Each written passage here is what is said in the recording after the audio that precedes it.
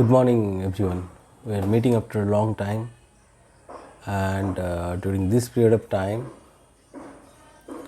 we had examinations as well.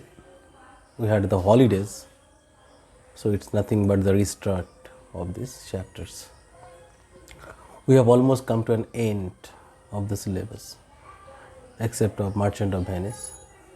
This is the last poem prescribed by ICSE councils.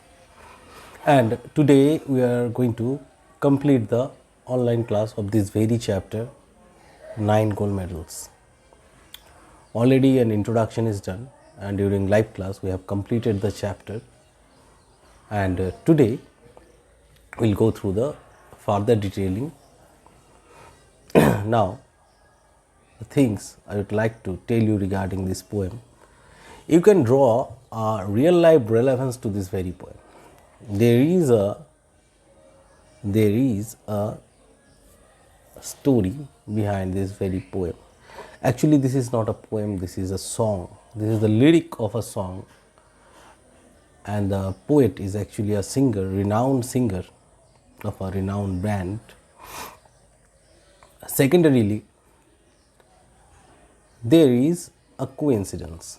In 1976 Olympic, Washington, such incident occurred unexpectedly. The participants, instead of running individually to secure the rank, they stood up together. They held each other's hand and completed the race. Since all reached the finishing line together, so they received the prize altogether. They all got the gold medals. And further, they did not only win the gold medals, but they hoisted the flag of humanity.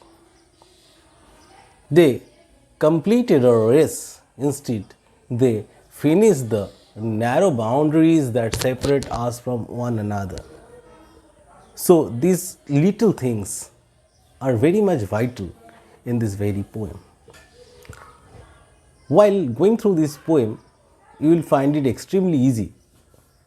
It is easy in the sense because you have completed so many hard poems, and this is comparatively easier. It doesn't mean the composition of the poem is of downgrade. So first thing that you should do, you should go through this one thoroughly. Hardly you will find any difficult word here, and more than that, you will find this one very close to your heart. As I always tell you, I'll repeat again, when you are going to read a poetry, you should love the poetry. It will become far more easier. And do not over explain the poem. Okay, do not try to search what exactly did the poet say. Accept it as your own. A poem is better understood when it is half understood. So here you go. 9 Gold Medals is a poem of sympathy, fellow feeling and brotherhood. What you can say, this is just an opposite to the poem, a foil to the poem, Cold Within. In Cold Within, what we have found, people were so much self-obsessed, self-centered, that did not help each other and they succumbed to death. But here we have the opposite thing. Here we have the theme of brotherhood, and humanity is vibrating here, and humanity is at its perfect hue. It is written by David Roth. His actual name is David Lee Roth. He is an American poet, and more than that, he is a singer. He works in a American rock band, and this is particularly a song. According to internet, there is a similarity relevances to the poem of 1976 Washington Olympic. Next, in this poem hardly you will find rhymes, so we can call it a blank verse. So here we go to the poem. The athletes had come from so many countries. So it's about a Paralympic. Paralympic stands for the physically challenged people take part in this one.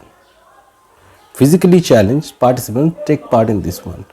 So they came from different countries to take part in it, to run for the gold and the silver and bronze. And they will work for gold, silver and bronze. Obviously to win some medal. They worked hard so many years. And obviously they have come to be the triumphant, not to give up. Many weeks and months in training, all building up to the games. They worked hard for so many months, so many days, even day and night to get a prize. And more than that, to make their country proud. All around the field, spectators were gathered. It took place in a stadium and there were spectators all around. They were ready to see the excellence of the participants of their countries.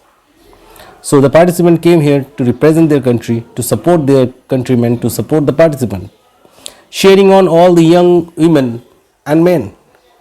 They're supporting, they're cheering up those young athletes so that they can perform well, to motivate them, to infuse self-confidence inside them.